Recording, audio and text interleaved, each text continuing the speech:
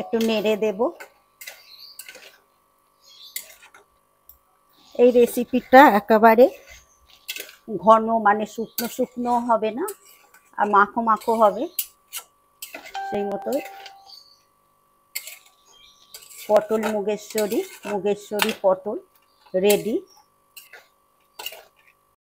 নমস্কার বন্ধুরা, আজকের রেসিপি মুগেশ্বরী পটল।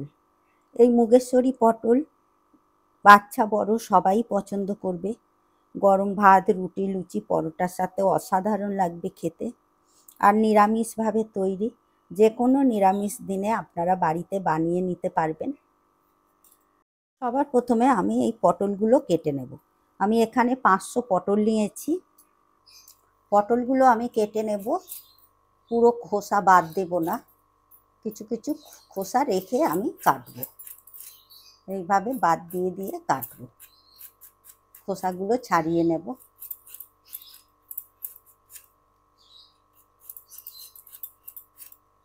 এইভাবে খোসাগুলো রেখেই আমি কেটে নেব। তারপরে এইভাবে দুপাশটা কেটে নেব।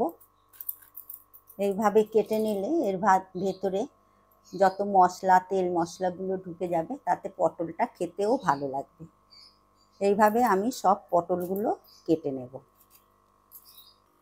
পটলগুলো কেটে নেওয়ার পর এতে আমি লবণ আর হলুদ মাখিয়ে নেব। হলুদ গুঁড়ো দিয়ে দেব, দিয়ে পটল আর হলুদ, লবণটা আর হলুদটা পটলের মধ্যে ভালো করে মাখিয়ে নেব। এরপর গ্যাসে কড়া বসিয়ে দিয়েছি। এই কড়ার মধ্যে দিয়ে দেব মুগ ডাল। মুগ ডালটা আমি ভেজে নেব। যতক্ষণ না পর্যন্ত মুগ ডাল থেকে বেশ ভাজার মিষ্টি একটা গন্ধ বেরোচ্ছে, ততক্ষণ আমি মুগের ডালটা ভেজে নেব। মুগ ডালটাও এদিকে বেশ ভাজার একটা মিষ্টি গন্ধ বেরিয়ে গেছে। এই পর্যায়ে মুগ ডালটা আমি নাবিয়ে নেব। এরপর এই ভাজা মুগের ডালের মধ্যে আমি জল দিয়ে দেব। জল দিয়ে দিলে জলটা গরম হয়ে যাবে আর মুগ ডালটা অনেকটা ভিজে ফুলে যাবে। এভাবে আমি এখন ভিজতে দেব। এরপর এই কড়ার মধ্যে দিয়ে দেব সর্ষের তেল। এদিকে তেলটাও বেশ গরম হয়ে গেছে। এই তেলের মধ্যে আমি পটলগুলো ভেজে নেব।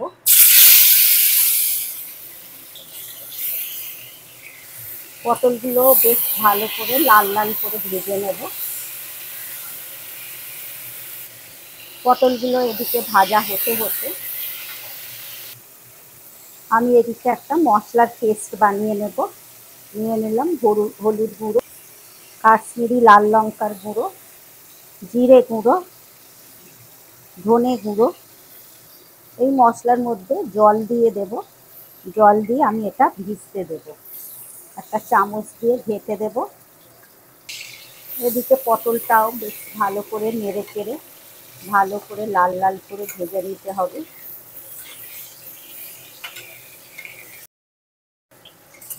পটলটা এদিকে বেশ ভালো করে ভাজা হয়ে গেছে। এবারে আমি তেল ঝারিয়ে তুলে নেব।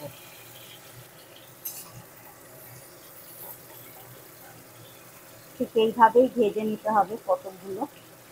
এবারে একটা প্লেটের মধ্যে রেখে দেবো।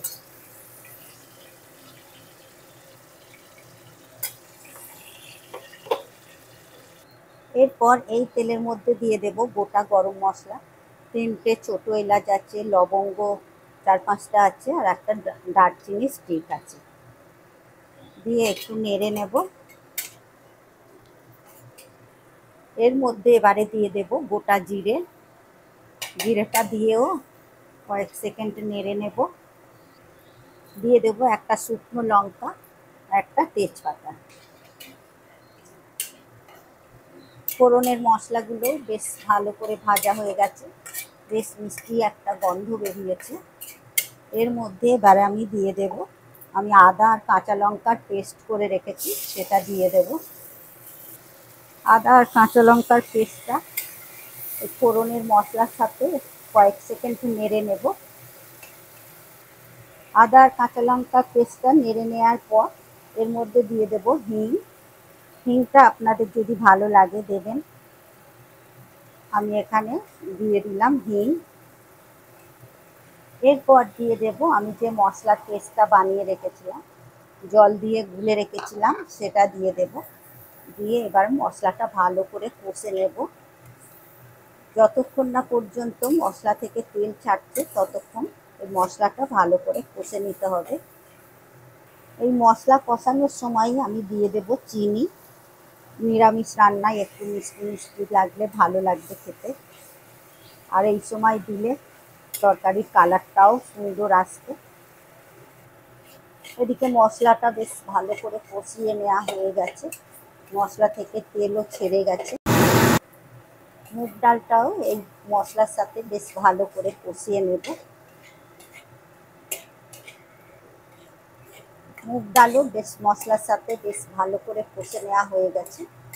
এর মধ্যে এবারে আমি অল্প অল্প জল দিয়ে মুগ ডালটা এমন জল দিতে হবে যাতে না একেবারে গলেও যায়, অথচ সেদ্ধও হয়ে যাবে। এর মধ্যে এবারে দিয়ে দেব স্বাদ অনুযায়ী লবণ। লবণটা দিয়েও ডালের সাথে ভালো করে মিশিয়ে দেব। মুগ ডালে আমি যে পরিমাণে জল দিয়েছি এতেই সেদ্ধ হয়ে যাবে, অথচ গলে যাবে না। এইভাবেই মুগ ডালটা সেদ্ধ করে নিতে হবে। মুগ ডালটা বেশ সেদ্ধ হয়ে গেছে, মানে খুব গলেও যাবে না, আবার একেবারে সেদ্ধ হয়ে যাবে, এই রকমভাবে রেখে দিতে হবে। ডালটা অনেকটা ফুলেও গেছে। এই পর্যায়ে আমি তুলে দেব ভেজে রাখা পটলগুলো আমি এবারে তুলে দেব। দিয়ে পটলটাও এই মুগ ডালের সাথে নেড়ে নেব। পটলটাও মুগের ডালের সাথে ভালো করে নেড়ে নেওয়া হয়ে গেছে। এর মধ্যে এবারে আমি দিয়ে দেব দুধ। আমি 1 কাপের মতো দুধ নিয়েছি, এই দুধটা দিয়ে দেব। দিয়ে আবারও একটু রান্নাটা হতে দেব।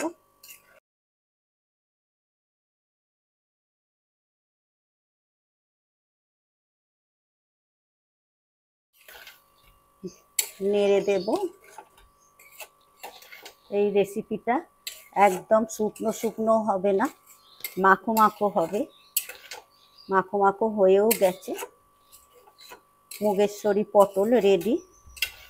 এর মধ্যে সবশেষে আমি দিয়ে দেব 1 চামচ গরম মশলার গুঁড়ো।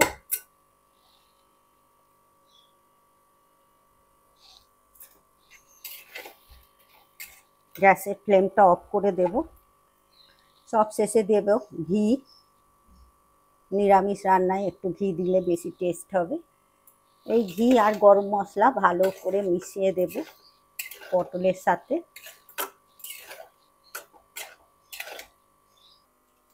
বন্ধুরা, আশা করছি আমার এই রেসিপি আপনাদের ভালো লেগেছে।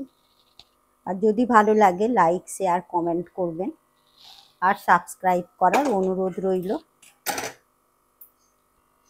আপনারা সুস্থ থাকবেন, ভালো থাকবেন। আবার আসছি অন্য কোনো রেসিপি নিয়ে। ধন্যবাদ।